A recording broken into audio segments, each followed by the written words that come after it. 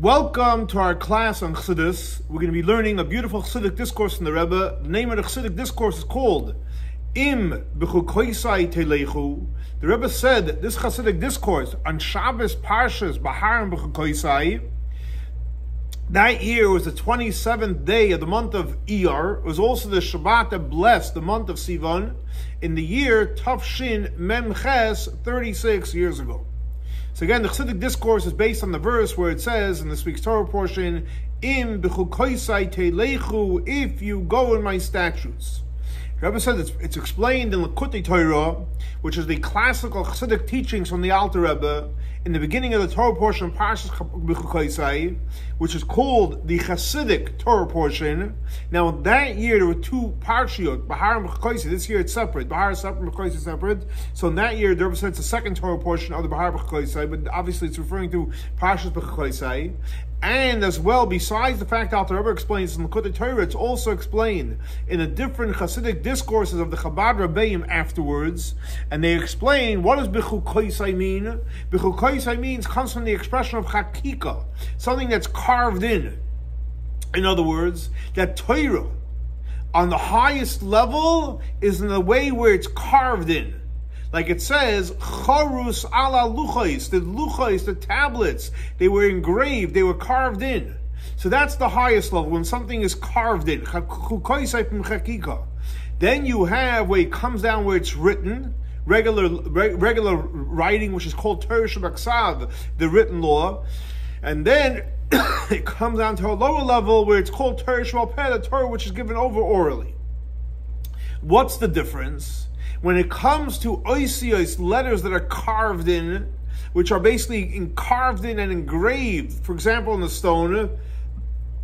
So what happens then is the letters, not only the content of the letters, but the whole essence of the letters, they're one with the stone. And you can, and they're so engraved that you can't actually differentiate between them. It's so part and parcel of it. And that is the level of the letters that are carved in of the Torah, that they're literally one with HASHEM. So that is the highest level, where it's totally engraved, carved in, it's one with HASHEM. Afterwards, it goes down to a lower level, where you have a parchment, you have a letter on top of it. That's the written letters. And like the author writes in Tanya, he says that the Torah went and traveled down from the highest places till it came down to ink on the book. And so when you have ink and a parchment, it's two different things. And you could technically take the ink off the parchment. Versus when something is carved in, it's one. And everything you can say that when it comes to something that's carved in, and you cannot, so to speak, separate it out of the stone, there's two components when something's carved in. One is that when something is carved in, you can't take the letter out of the stone. Why? Because once it's carved in, it's one. How are you going to take the letter out? That's point number one. And number two is, you can't take the stone away from the letter. Because what is that stone? Once it has the carved letter, the stone is that it has those letters in there. So A, you can't take the letter out, and B, you can't take the stone out. So based on this, Rebbe explains, so everything. So imagine for a moment you have a stone, and you take and you carve out letters. So again, the letter is part of the stone is part of the letter. So therefore, everything on the stone around the part that shapes the letter is called in Hebrew psoilos. It's extras, because if you have a big stone and you carve out a letter, so you need the empty space which creates the letter and the space around it. Everything around there is totally extra. In other words, besides the fact that we know the simple idea of the extra of the tablets, that is brought down in the Talmud, it says that Moshe Rabbeinu became very wealthy from it. And what is that from? That's from the part that got chipped out. But the way the Rebbe explained before is that the only really part that's important for the stone is the part that's connected to the letter. So anything that's not attached that creates a letter is all part of the extras. In other words, even part of the stone that where the letter is not, which is a very, very big area, like it says in the Talmud, that the dimensions of the luchot, of the tablets are, so the length was six handbreadths, the width was 6, and the height was 3. So 6 by 6 by 3. So in other words, everything which is basically not part of the part that creates the letter is considered the extras of the letters. And Rebbe brings out another point. He says to bring out that another place is explained that from the Talmud it comes out that the tablets were actually square. Without, they have those designs on top, the round designs on top. So based on this, Rebbe says, one second, it's a tremendous wonder. It's a side point I was bringing out here, that some have a custom that unfortunately we're living in exile and in the darkness of exile. So they go ahead and besides the square of the tablets, they go ahead and they make like this round circle on top. Now, some are going to say, one second, this is why we've done it for ages, for generations. So it's almost like a custom. And we know there's a rule is that a custom of our ancestors, that's considered Torah. But the fact is, Rebbe says, that does not take away from the authentic image of the tablets, and the authentic image of the tablets was square, and therefore it remains square. Matter of fact, ever since Rebbe spoke about this at length many, many times, the Chabad custom is to make sure that anytime there's an image of tablets, we make it square without the round on top. Okay, but that's a side note. Get back to the main point. So what we just learned, that B'chokoisa is referring to chakika, when something's carved in. And carved in, it's one with the stone. The letter is one with the stone is one with the letter. And everything else technically is extras. So now we're going to learn, what does this mean practically? And it was like in the world of Kabbalah, it's called, what does it mean by avodah, and serving Hashem? What does that mean practically? It means practically is that when we learn Torah, the Torah has to be engraved within us. Just like the engraved in the stone is part of the stone, the same thing also, Torah has to be part of us. Now, and just like we explained before, there's two different levels of where it's connected. The stone is connected to the letter is connected to the stone. So the same thing also, there's two components here as well. One part is that the whole idea of Torah, the whole essence of Torah is the Jewish people. Up to the point that when you learn Torah and when you study Torah and you think about Torah, you can't differentiate that the person is something else. And like the Rebbe brings the example where it says in the verse, "Uv'sei in his Torah." I mean, it's your Torah. It's not your Torah. It's Hashem's Torah. But guess what? It's called your Torah because when you learn Torah, it becomes your Torah. And matter of fact, up to the point that if, let's say, someone's a Talmudic scholar and he wants to go ahead and accept the fact that he won't be honored for his learning Torah. So the question, how can you do that? It's not your Hashem's Torah. But the fact is no, because once you learn Torah, it's your Torah. You consider a scholar. And if you want to basically not mind the fact that people don't respect you, that's okay. And you can say, Rebbe says, that's what we also know, that what it's brought down and says that the Jewish people and the Torah and Hashem, the three, Jewish people, Torah and Hashem, we're all one. How are we one? Because the Jewish people connect to Hashem through the Torah. How do we connect to Hashem through the Torah? Because the fact is, we become one with the Torah. And not only that, we actually create a union with the Torah and Hashem. So we literally become one with the Torah. So the Torah and the Jewish people are all one.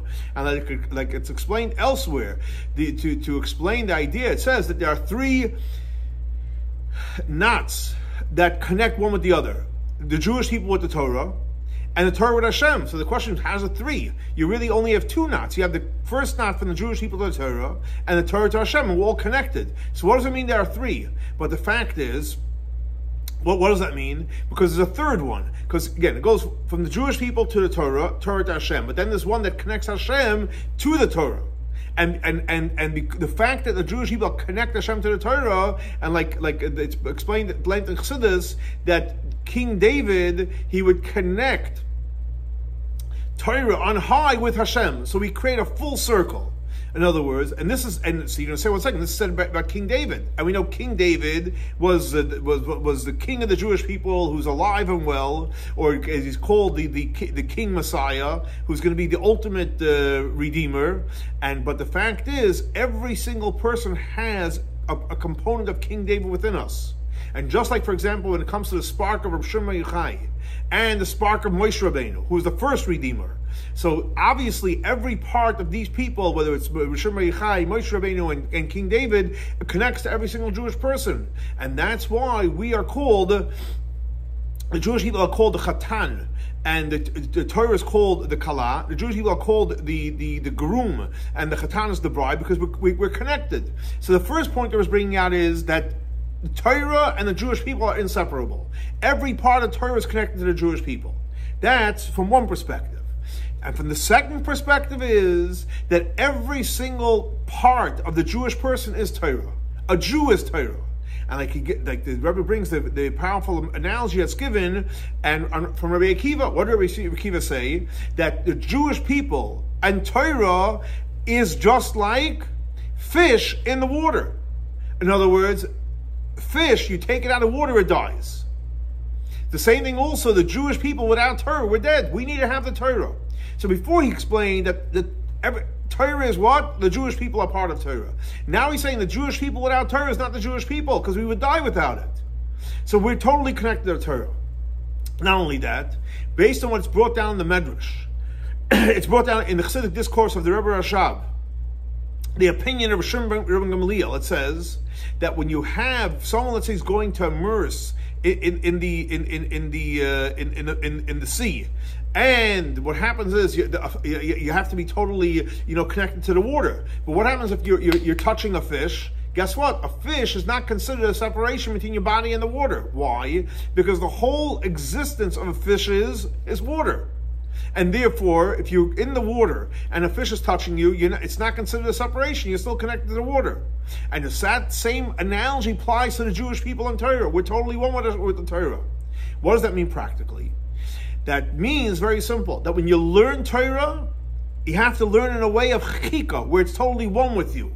In other words, the person learning Torah is one with the Torah. And the Rebbe says you can even explain this to a child, because the whole existence is Torah. Because what happens is when a person learns Torah and his whole being is Torah. So even when he's dreaming, what are you dreaming about? You're dreaming about Torah. Why? Because that's who we are. And the Rebbe says he liked to connect this with the idea where it says that the living should give the heart. What does that mean? You should give it to your heart. Now, if it's a true giving, and we know that whoever gives with a good eye, so therefore you give your whole heart, that your whole existence, your whole heart, your whole being, every part of you becomes a part of Torah. So as what the Rebbe explained, to recap, that what's the idea of chika, where you become one, where the Jewish people and Torah are totally one. And the Rebbe says he liked to connect this with an explanation of the Rebbe's father, and he has commentaries on the Zohar, on the Parsha, and he says that choik, which is a statue, is spelled with two letters, a ches and a kuf. And the Rebbe says, the Rebbe is bringing from his father, that explains that these two letters, the ches and the kuf, so if you look at a ches, what's a ches? It's a vertical line, horizontal line, and a vertical line. No empty spaces. A kuf is also a vertical line, a horizontal line. There's a little gap, but then there's a long vertical line on the other side, which is similar to the letter of a hey, because a hey has a vertical, horizontal, has a gap, and then you have another vertical line. So what's the difference? The difference is only with the left foot, so to speak. They both have a right. They both have the one on top. The difference is the hey has the gap, ches is connected, and the kuf is very, very long. So what's the difference? And so he explained, the Rebbe's father explains there at great length the difference between these letters. By the way, in the Zohar of the week, we discussed it as well, this idea. Okay, so that's from the Rebbe's father. So the Rebbe says, based on what's explained in Likutei Torah, that what is the letter Hey? The letter Hey, which is the three lines, right, top, and then the left side, is referring to thought, speech, and action. What does that mean? In other words, what's the foundation? What's the idea of the letter Hey? Because we know that Hashem created the world with the letter Hey. In other words, so the letter Hey, besides the fact that we learned that it's thought, speech, and action, it's also the letter that Hashem used to create the world. And the way Hashem created the world. And what does that mean practically? So like this. You have the three letters in the Hey. You have the one on the right, the top, and on the left. And we said that the Hey is Hashem used to create the world. So we know that Hashem created the world as 4 worlds: Atzilus, Bria, Yetzirah, Asiyah. So the 3 letters that Hashem, the three lines of the Hey is referring to. This author explains in the Torah the 3 worlds of Bria, Yetzirah, and Asiyah. And that corresponds, like we already learned before, to machshava, dibur, ma'isa, thought, speech, and action. So action is obviously connected to the world of Asiyah, speech is connected to the world of Yetzirah, and thought is connected to the world of Bria. Now, so therefore, and that's the reason why the line on top, which is referring to thought, is always connected to the line on the right, which is connected to speech. Why is that? Because speech always comes after this thought. You don't just start talking, you think, and then you speak. So thought and speech are always connected. And even if a person is speaking not necessarily in an organized fashion, that's because it's not. He's speaking a short while after he thought about it. But thought is always connected to speech. So if the speech is not correct, it's because the thought wasn't correct. But thought and speech are always connected. However, when it comes to action, there's always a disconnect from thought, because when a person does something, it's not necessarily noticeable that it comes from your thought. And like, for example, the 3 worlds of Bria, Yetzirah, Asiyah, so that Tzilus is the one that's closest to Hashem. Then you have Bria, creation, Yetzirah, formation, but Asiyah is already a disconnected world. Like it says in the verse, Af Asisiv. Af basically breaks the 2. Brasi Yitzartiv, which is connected, and then Af, there's a break, and then you have Asiyah. Now, so that is so far the spiritual component of the Hey. Machshava Dibur, which is connected, Ma'aseh, action, which is disconnected, and the same thing also Bria Yetzirah, which is connected, and Asiyah, which is what is disconnected. But when we do our work in the creation of the world, we have the power to change in 2 areas. Either, because so far we have the creation of the world as the Hey, where there's a gap between Machshava, Dibur, and Ma'isa, and Bria, Yetzirah, and Asiyah. So either we can go ahead and we can upgrade. Now, just to give instruction before we get into this, obviously, everything that, generally speaking, a lot of times we explain the ches and the kuf in a negative way, like a kairach, etc. But here, they're just going to explain in a positive way. So either we can upgrade the Hey to a ches, where basically, what does that mean? You're upgrading the Hey to a ches. That means that the action is connected to your thought and speech, which is a tremendous thing, because normally, not always the action is connected to your thought and speech. The upgrade of ches into Hey, the upgrade part, not the negative way of looking at it, is where the action is connected to thought and speech. Or you can upgrade to kuf, where basically the thought and speech and your action gets grounded in reality. And what does that mean? Rabbi explains as follows. The revolutionary idea of the ches, where we said the action is connected with thought, so that represents completion in action. It's not just an action. There was a thought, there was a speech, and the action is connected to it. And it's connected to a way that, like the connection we know in a mitzvah is called, why is it called mitzvah? Because it comes from tzafsa v'chibra, it's connected. So ches, in the positive, is the upgrade where the action is connected to thought and speech. And Rabbi points out in brackets, even though we know there's ches on the other side, the negative, so to speak.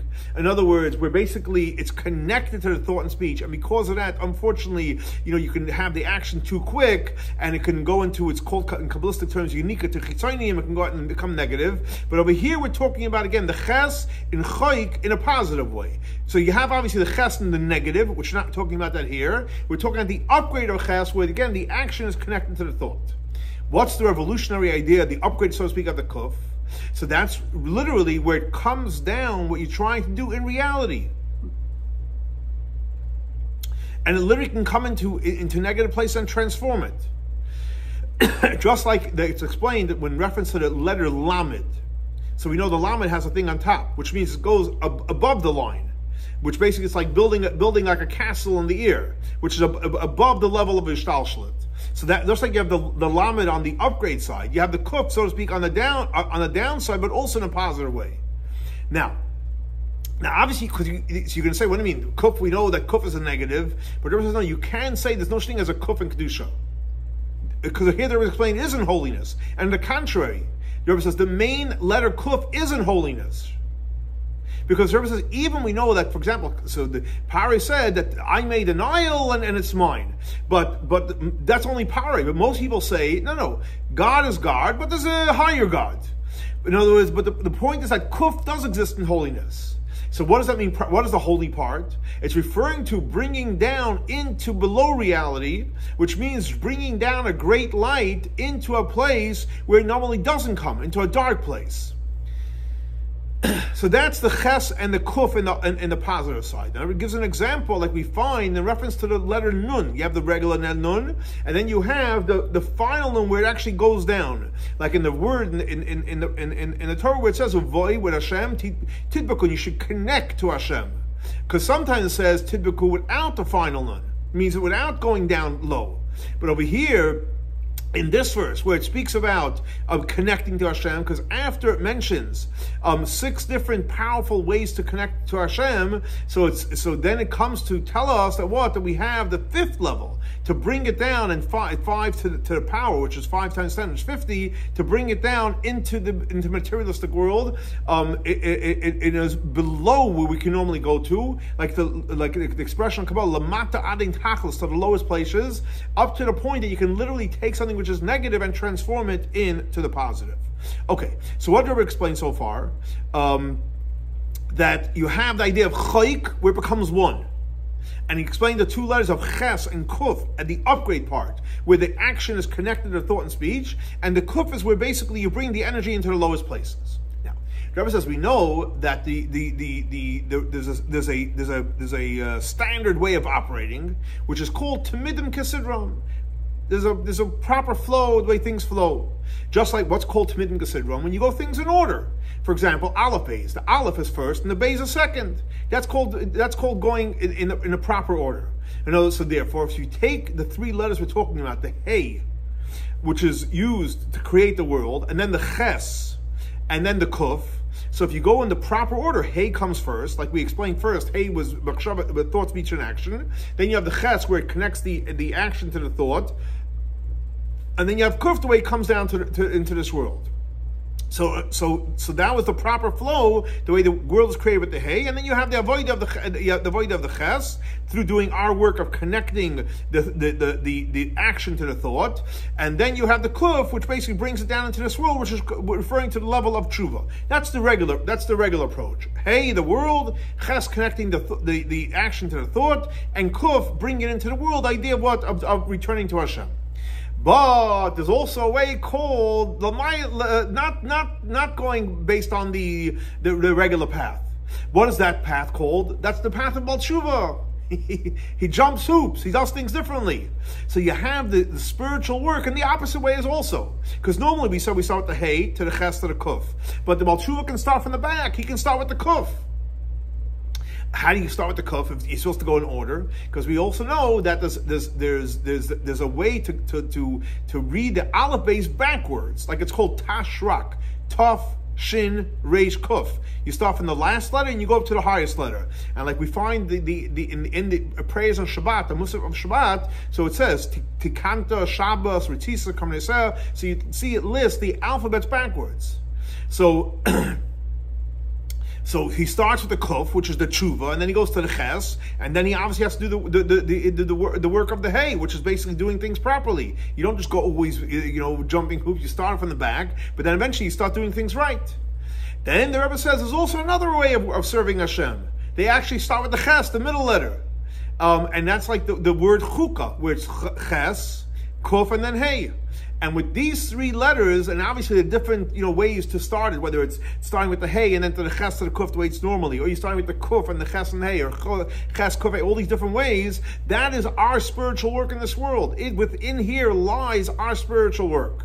But the Rebbe finished up and he says, when we do our work in a complete way, what will happen is when we do our work, which again basically means our thought, speech, and action, we connect our action, we bring it down, we do tshuva, we will come to the geula, the redemption of the future, which is going to happen, like the Rebbe always beautifully finishes off, b'karoiv mamash, very, very soon.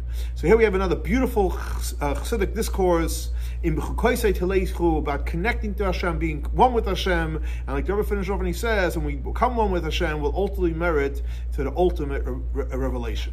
So let's hope and pray that we do merit to the ultimate revelation. Our next class will be in Yerushalayim, Ir HaKodesh. Have a great and blessed week. Shavua Tov.